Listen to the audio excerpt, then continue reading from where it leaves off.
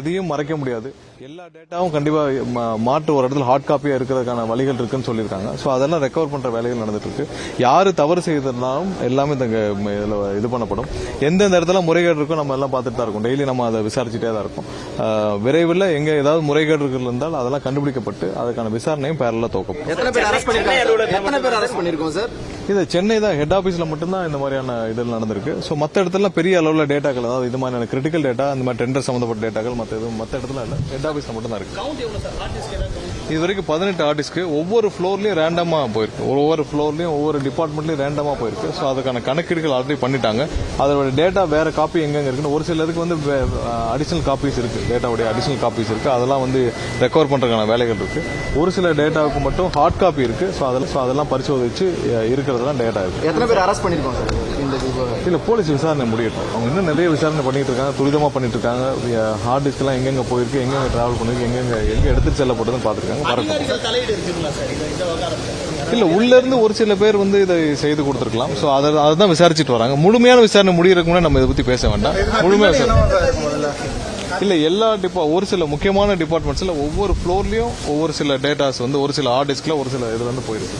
ஒவ்வொரு 2வது ஃப்ளோர்ல 3வது ஃப்ளோர் எல்லா ஃப்ளோர்லயும் ஒரு சில இடத்துல டிபார்ட்மெண்ட்ல இருந்து போயிருக்கு. ஸோ அதை எடுத்து என்ன பண்ணாங்க என்னன்னு விசாரிச்சுட்டு வராங்க. மின்வெட்டு பிரச்சனைக்கு தீர்வு காணாமல் ஹார்ட் டிஸ்கை வச்சு திசை திருப்ப பாக்குறாங்கன்னு சொல்லிட்டு முன்னாள் அமைச்சர் செந்தில் பாலாஜி. யார்? நம்ம உத்தமர் செந்தில் பாலாஜியா? அவர் என்ன வேணாலும் பிரச்சனை. அதாவது இந்த டிபார்ட்மெண்ட்ல என்ன நடந்திருக்குன்னு நம்ம எல்லாம் பார்த்துட்டே தான் இருக்கோம். சரியா? செந்தில் பாலாஜி வந்த பிறகு இந்த டிபார்ட்மெண்ட் என்ன ஆச்சுன்னு தெரியும். செந்தில் பாலாஜியோட பேட்டியில நானும் மதியம் பார்த்தேன். என்ன சொன்னாரு? டெண்டர்ல என்ன இருக்கு, போர்டு தான் அப்ரூவ் பண்ணுச்சுன்னு. அப்புறம் எதுக்கு சிபிஐ விசாரணை வந்துச்சு? செந்தில் பாலாஜி இருக்கப்ப தானே இந்த டெண்டர் விடப்பட்டுச்சு, டிரான்ஸ்ஃபார்மர் டெண்டர். ஏன்னா போர்டில் நீங்களே ஒரு 4 பேர் உட்காரச்சு நீங்களே அப்ரூவ் பண்ண மாட்டாங்களா? ஸோ இந்த டெண்டர்ல 7 லட்ச ரூபா 8 லட்ச ரூபா மதிப்புள்ள டிரான்ஸ்ஃபார்மரை எதுக்கு 13 லட்ச ரூபாய்க்கு கோட் பண்ணீங்கன்னு கேட்டிருக்காங்க உயர்நீதிமன்றத்தில். இதனால தானே சிபிஐ போச்சு. ஸோ இந்த செந்தில் பாலாஜி இருக்கிறப்ப தான் இதே டெண்டர் போச்சு. ஸோ டெண்டர் எஸ்டிமேஷன்லேயே ப்ராப்ளம் இருக்குன்னு தானே சொல்றோம் நம்ம. ஸோ டெண்டர் இவ்வளவு பெரிய கம்பெனியில் டெண்டர்ல நீங்க எஸ்டிமேஷன் பண்றப்ப ஒரு டிரான்ஸ்ஃபார்மருக்கு 7 லட்ச ரூபா 8 லட்ச ரூபா மதிப்புள்ள டிரான்ஸ்ஃபார்மர் நீங்க 13 லட்ச ரூபாய்க்கு கொட்டேஷனே கொடுக்கறதுக்கு நம்ம டெண்டரை கோட்டே அப்படி பண்ணுவோம்னா அப்ப எஸ்டிமேஷன்லேயே ப்ராப்ளம் இருக்குல்ல, அடித்தளத்திலே ப்ராப்ளம் இருக்கு. ஸோ இது மாதிரி எவ்வளவு ப்ராடக்ட்ஸ் நீங்க டெண்டர் எஸ்டிமேஷன் நீங்க தவறு பண்ணிருப்பீங்க. ஸோ நம்ம போன வாரம் பார்த்திருப்பீங்க, பிரஸ்ல எல்லாம் வந்திருக்கும். டெண்டர் எஸ்டிமேஷன் பாலிசியை இப்போ புதுசாக மாற்றி அமைக்கப்பட்டிருக்கு. எப்படின்னா மார்க்கெட் ரேட் அசஸ்மெண்ட் பண்ணணும், மேனுஃபேக்சர் ரேட் அசஸ்மெண்ட் பண்ணணும். அது இல்லாமல் மதர் ஸ்டேட் அதர் பிஓஸ் எல்லாம் அசஸ் பண்ணணும். இதுக்கு முன்னாடி எப்படி இருந்துச்சுன்னா நம்ம ப்ரீவியஸ் பிஓ எப்படி இருக்கு, மதர் ஸ்டேட் ரேட்டு, இந்த மாதிரி இவங்கெல்லாம் வச்சு ஒரு ரேட்டை ஃபிக்ஸ் பண்ணி வந்திருக்காங்க. எங்கேயுமே மேனுஃபேக்சர் ரேட்டு மார்க்கெட் ரேட் எல்லாம் பார்க்கல. ஸோ டெண்டர் பாலிசி வைஸ் நிறைய டெசிஷன்ஸ் எடுக்க வேண்டிய காரணத்தினால தான் தொடர்ந்து கடந்த சில வாரங்களாக தொடர்ந்து ரிவ்யூ பண்ணிட்டே வரோம். ஒவ்வொரு இடத்துலையும் பாலிசி வைஸ் டெசிஷன் எடுக்க வேண்டியிருக்கு. எதனால சோலார்ல இவ்வளவு பிரச்சனை இருக்கு? சோலார் பவர்ல எங்க போனாலும் என்ன சொல்றாங்க, நாங்கள் அப்ளிகேஷன் கொடுத்தா எங்கேயுமே ஒரு வெளிப்படைத்தன்மை இல்லை. அன்னைக்கு போன வாரம் மீட்டிங்ல வெண்டர்ஸ் மீட்டிங்ல நீங்க எல்லாம் பார்த்திருப்பீங்க, எங்கேயுமே வெளிப்படைத்தன்மை இல்லை. ஒரு சில புரோக்கர்களுக்கு போய் 25 லட்ச ரூபா கொடுக்க வேண்டியது, 30 லட்ச ரூபா கொடுக்க வேண்டியது ஒரு மெகாவாட்டுக்கு 25 லட்சம் 30 லட்சம் கொடுத்தால்தான் அந்த புரோக்கர்கள் பாஸ் பண்ணப்பட்ட நிலைமையில கடந்த 5 வருஷமாக இதே உத்தமர் செந்தில் பாலாஜி இருந்த டைம்ல ஆபரேட் ஆயிட்டு இருந்திருக்கு. ஸோ இதை வெளிப்படைத்தன்மை கொண்டு போறதுக்கான வேலையை தான் நாங்கள் செஞ்சுட்டு வரோம். ஏன்னா நிறைய பேருடைய பங்களிப்பு நம்மளுடைய சோலார்ல நிறைய ரெனியூபிள் எனர்ஜியில் நிறைய பேருடைய பங்களிப்பு வேணும். அப்பதான் இந்த இண்டஸ்ட்ரி க்ரோ ஆகும். இது நல்ல க்ரோ ஆக வேண்டிய இடத்துல இருக்கும். தமிழ்நாட்டில் சோலார் பவர்ல நிறைய வளர்ச்சிகள் அடைய வேண்டிய நேரத்தில் இந்த மாதிரி ஒரு 4-5 புரோக்கர்களை வைத்து இந்த கடந்த 5 ஆண்டுகளாக இந்த டிபார்ட்மெண்ட் முழுவதும் இப்படிதான் இருந்திருக்கு. ஸோ இதை சரி செய்ய வேண்டிய வேலைகள் அனைவரும் சேர்ந்து செஞ்சுக்கிட்டு வரோம். சோலார்ல வெளிப்படைத்தன்மையோடு யார் வேணாலும் பங்களிக்கலாம், அவங்களுக்குலாம் ஓப்பனாக கொடுக்குறோம், டிரான்ஸ்பரண்டா கொடுக்கணுன்ற வேலைகளை பண்றோம். பாலிசி லெவல் டெசிஷன் எடுக்கணும். வெகு விரைவில் அதுக்கான வெப்சைட் லான்ச் செய்யப்படும். ஸோ இனிமேல் டிரான்ஸ்பரண்டா யார் வேணாலும் அப்ளை பண்ணலாம். அவங்களுக்கான அந்த இடம், லோட் ஃப்ளோ ஸ்டடி எல்லாம் இருந்துச்சுன்னா அந்த இடத்துல அவங்க அப்ளை பண்ணலாம். அவங்களுக்கான ஒதுக்கீடுகள் செய்யப்படும். யாருக்குனாலும் அவங்க முடிஞ்ச போது கமிஷன் பண்ண முடியும். இப்போ ஒரு 4-5 புரோக்கர் சேர்ந்து ஒரு சில இடத்துல அவங்களே ஒரு சில மெகாவாட்டை பிளாக் பண்ணி வச்சிருக்காங்க. ஸோ அவங்க அவர்களுக்கு கீழே தான் மற்றவங்க போய் வாங்க வேண்டிய கட்டாயம் இருக்கு சோலார்ல. இது மாதிரி ஒவ்வொரு இடத்துலையும் நிலக்கரியில என்ன மாதிரி பர்ச்சேஸ் பண்ணணும்னு பல விதிமுறை மீறல்கள் செய்யப்பட்டு பர்ச்சேஸ் செய்யப்பட்டது எல்லாத்தையும் எடுத்துட்டு வேலிடேட் பண்ணி பாலிசி லெவலில் சேஞ்சஸ் பண்ணாதான் நம்ம அடுத்த வேலையை பண்ண முடியும். பாலிசி லெவலில் இப்போ டெண்டர்ல எஸ்டிமேஷனே உத்தமர் செந்தில் பாலாஜி இருந்தப்ப 8 லட்ச ரூபா டிரான்ஸ்ஃபார்மரை 13 லட்ச ரூபாய்க்கு இதே செந்தில் பாலாஜி தான் வாங்கியிருக்கு. இதே தானே சிபிஐக்கு போயிருக்கு. அப்போ செந்தில் பாலாஜிக்கு தெரியலையா?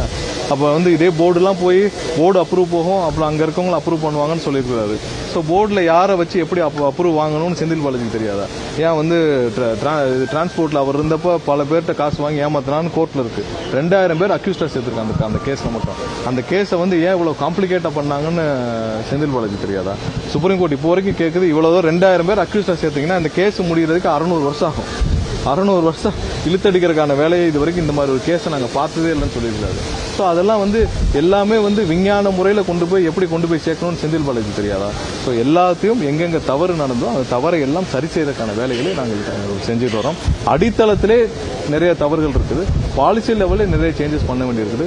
இப்போ நீங்கள் பார்த்துருப்பீங்க ஆஷ் விற்பனை, நீங்கள் வந்து எல்லா இடத்துலையும் வந்து ஆஷ் விற்பனை இருக்குது. எங்கேயாவது வெளிப்படைத்தன்மை இருக்கா? எல்லா ஊர்லேயும் ஆஷ் வாங்குறாங்க. எங்கே போய் வாங்குறாங்க? அதுலேயும் 4-5 புரோக்கர் இருக்காங்க, அந்த புரோக்கர்கிட்ட போய் வாங்குறாங்க. அதான் நடந்துட்டு இருக்கு. இதெல்லாம் ஸ்ட்ரீம்லைன் பண்ண வேண்டிய கட்டாயத்தில் நம்ம இருக்கோம். ஸோ இதெல்லாம் ஸ்ட்ரீம்லைன் பண்ண பிறகுதான் அதுக்கப்புறம் நம்ம அடுத்த வேலையை பார்க்க முடியும். டெண்டர்ல எஸ்டிமேஷன்லேயே ப்ராப்ளம் இருக்குன்னா நீங்கள் அதுக்கப்புறம் எந்த டெண்டர் ப்ரொசீட் பண்ணுவீங்க சொல்லுங்க. எஸ்டிமேஷன்லேயே நீங்கள் வந்து எதை வச்சு எஸ்டிமேட் பண்ணீங்கன்னா, நாங்கள் பழைய பிஓ வச்சு எஸ்டிமேட் பண்ணோம், இல்லை பக்கத்து ஸ்டேட்டை பார்த்து எஸ்டிமேட் பண்ணோம், இல்லை இவங்க புரோக்கர் கம்பெனி ஒரு 4-5 கம்பெனி இருக்கு, அந்த கம்பெனியில் கொடுத்த கொட்டேஷனை வச்சு நாங்கள் எஸ்டிமேஷன் பண்ணோம்னா அதெல்லாம் வச்சு இவ்வளோ பெரிய நிறுவனம் இயங்க முடியாது. மார்க்கெட் ரேட்டில் மேனுஃபேக்சர் ரேட்டில் எப்படி இருக்கு தரமான ஒரு பொருள், இப்போ டிரான்ஸ்ஃபார்மர் 7 லட்ச ரூபானா நம்ம 7 லட்ச ரூபாய்க்கு தான் கோட் பண்ண முடியும். நம்ம அது போய் 13 லட்ச ரூபாய் கோட் பண்ணாங்கன்னா நாளைக்கு இதே மாதிரி சிபிஐ வந்து கேட்கும். ஸோ அதனால எல்லாவற்றையும் ப்ராப்பரா பாலிசி லெவலில் தவறு நடக்காதவர் பாலிசி லெவல் டெசிஷன் எடுக்கணும். ஸோ அதெல்லாம் எடுக்கும் பணிகள் நடந்துட்டு இருக்கு. இன்னும் ஒரு சில வாரங்கள் அனைத்தும் அனௌன்ஸ்மெண்டா வரும். என்னென்ன சீரமைக்கப்பட்டுள்ளது, எந்தெந்த வகையாக சீரமைக்கப்பட்டுள்ளது, இதற்கு முன்னால் இது எப்படி இருந்தது, எல்லாத்தையும் ஒவ்வொரு வரி விடாமல் நாங்கள் கண்டிப்பாக பப்ளிஷ் பண்ணுவோம்.